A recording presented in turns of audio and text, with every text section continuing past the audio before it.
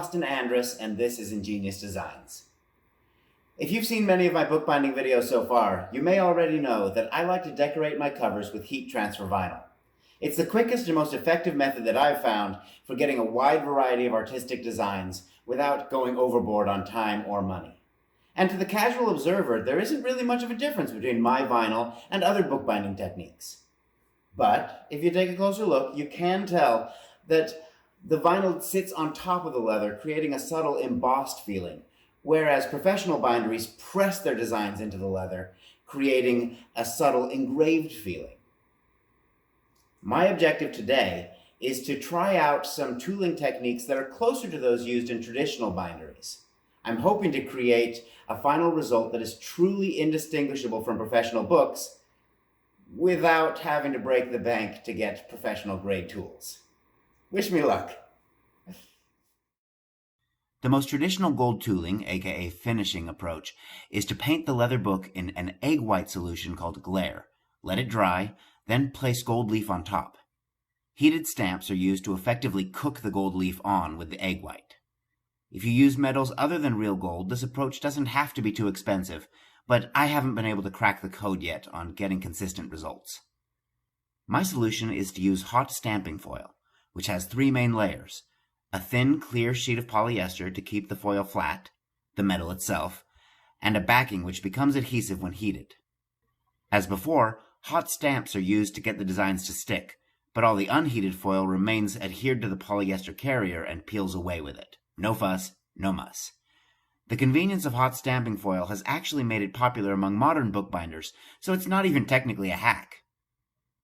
The next obstacle is how to heat the tools. Going to a bookbinding supplier, you will find finishing stoves consisting of a central plate where the stamp heads heat up, surrounded by a notched ring for the tool handles to rest on. But why in the world is this so expensive? I can get a hot plate for $15. So, I did. Last but certainly not least, we need to talk about the elephant in the room, the stamps themselves. This is the most prohibitively expensive part of the finishing process, with a single tool sometimes costing over $100. And obviously you'll need more than one. The price is so high because this is an uncommon trade, so suppliers are equally rare. But I know another hobby which is far more popular, and which also uses metal stamps: leathercraft. There are a lot of leather stamps out there, but only some will work for book finishing. Remember, the gold will stick where the stamp presses into it, so embossed designs like this won't do. Only tools like these will work, because all the positive space of the design is engraved into the leather.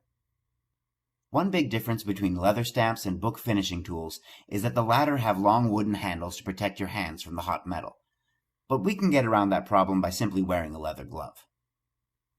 Even with a good stamp, effectively using hot stamping foil involves a balancing act between three major factors: temperature, pressure, and time in contact with the foil, also called dwell time.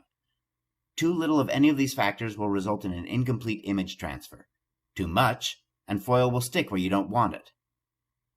You'll probably need a few days or weeks of practice to get to know your tools, but I can offer a few tips to help speed up the process. Temperature might seem like the most difficult thing to control, since even the position of stamps on your plate can make a big difference in how hot they get. Plus, overshoot the temperature too far, like with this wood burning tool, and you could melt straight through the foil. Luckily, there's an old bookbinder's trick for this. Heat your stamps generously, then right before use, cool them on a damp rag.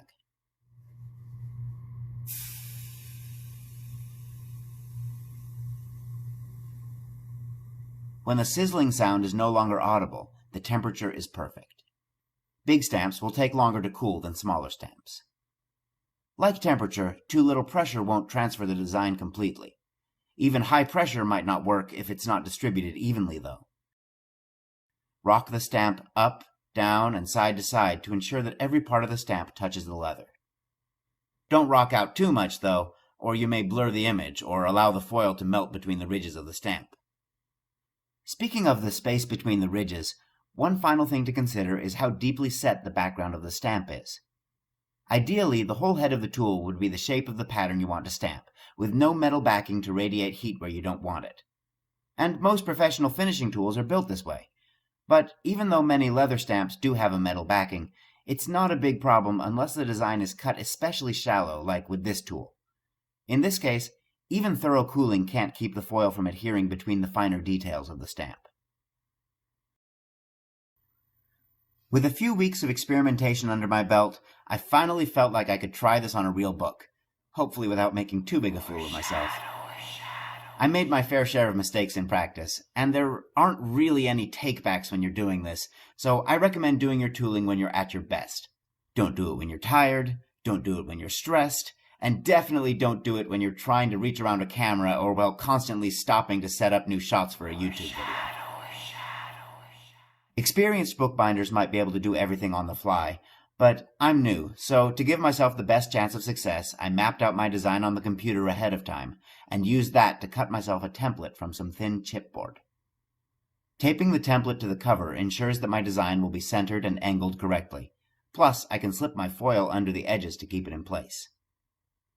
I started by stamping each of the corners so they would be lined up right if nothing else. To keep me from stamping at a wonky angle, I stabilized the tool with a piece of scrap chipboard left over from another book cover. Waste not, want not. I lined up the chipboard with my template and held it in place with a weight from my home gym so I could work with both hands. Next, I stamped out the borders between each corner. I lined up the edge of the foil with the pre-placed corner and started from that point. Each time I placed the tool, I was careful to ensure that it started where the last one stopped so there wouldn't be any gaps, and the chipboard kept the line perfectly straight. You probably noticed that I just slowed down the footage to real time. Don't worry, I'm not going to make you sit through the whole project at this pace, but if you wanted to know the actual speed of my workflow, this is it. After this first row was finished, I saw I had slightly mismeasured the dimensions of my stamps when I built the template, so the last border piece ended up slightly overlapping with the corner.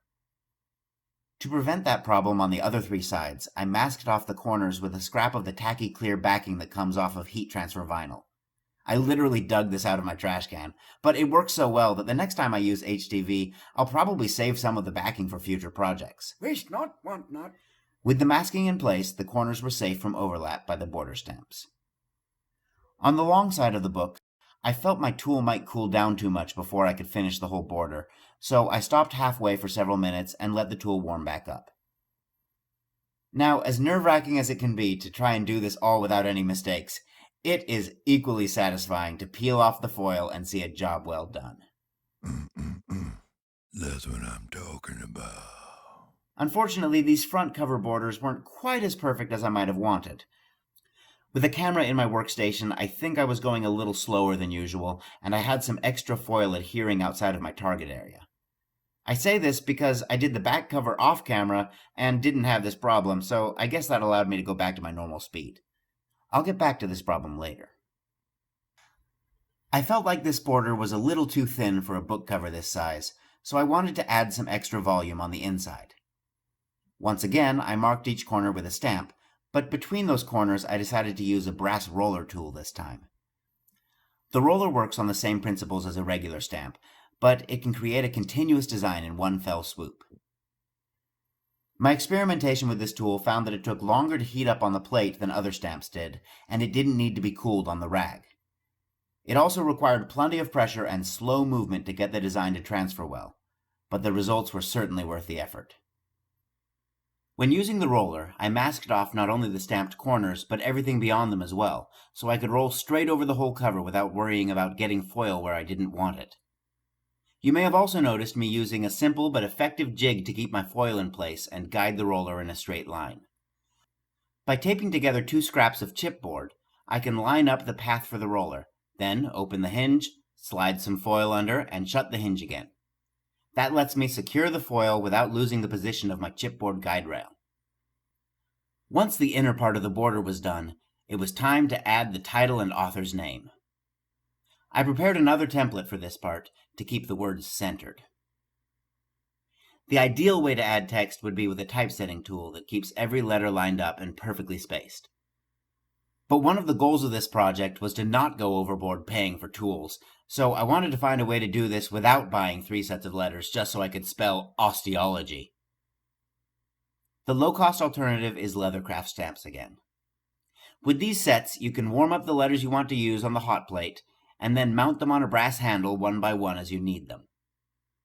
Because the letter stamps are rectangular, I put chipboard rails above and below my target area, so hopefully each stamp would only be able to fit in if it was aligned correctly. I still had to space the letters manually, so this solution definitely isn't as good as a typesetting tool, but it's a pretty decent hack. In case you were wondering, the back of each letter has a little mark on it that lets you know which way is down. It doesn't tell you which letter it is, though, so I often took a second look to make sure I had the right one before committing to stamping. I used a second, smaller set of letters for the author's name. I had done so well thus far, but on the very last word I misjudged the spacing of my letters and ran out of room. I didn't want to look dumb on camera, though, so I hastily jimmy-rigged a jig to add one more letter and... oh, pook. Well, that's a problem.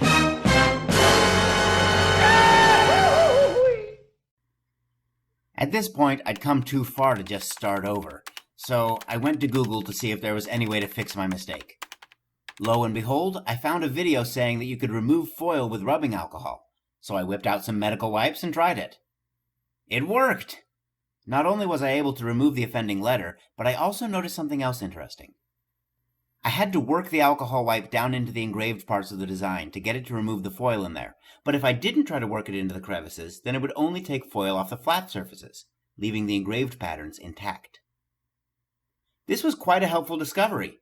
Remember how I mentioned that I stamped the borders too slowly and left foil in places I didn't want earlier?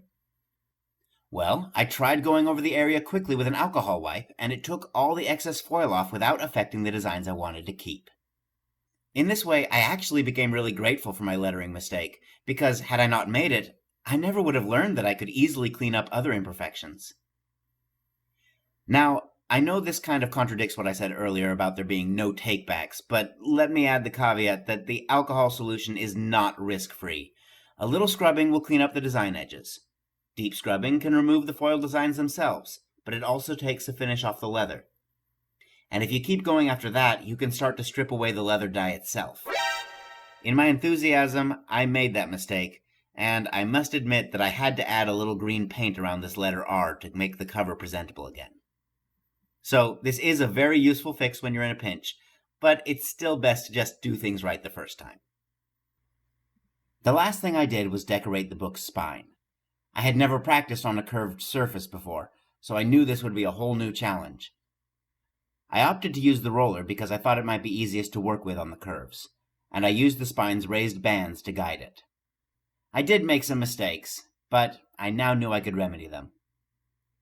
I put border stamps on just one section, which threw me off my groove for a bit because I obviously had to rock the tool much farther back and forth on the curve than on a flat surface to get pressure on every part of the design. I figured it out eventually, though, and I was happy with the final outcome. I had made some little templates for the title and author's name, too. I followed the same technique here as on the cover, but I did have to prepare some little curved pieces of chipboard for my jig, since the straight ones wouldn't have worked. In the end, the title wasn't perfectly centered, but it wasn't a total disaster either. As I mentioned earlier, the alcohol stripped off a little bit of the finish from the leather, but this wasn't a big problem, because I had always planned to apply my own clear coat in the end. Finished at last, I glued the text block into the book and indulged myself in a brief celebratory video montage. Enjoy.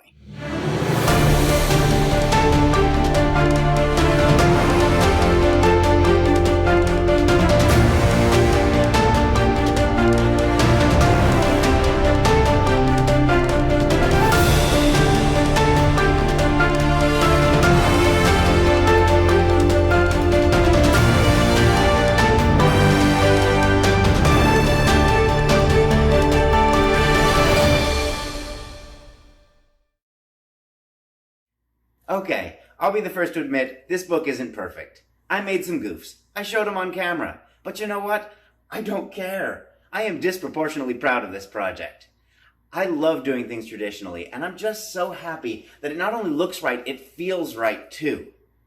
Now, I've made no secret that I'm a super noob at this, so please, if you have a brilliant idea that could take me to the next level, share it in the comments. I'd love to read it, and maybe we'll have future videos showing how I refine this technique. I look forward to growing in this hobby and in many other projects to come along with you in the future. Until then, take care, and I hope that you get a lot of joy out of your own passions.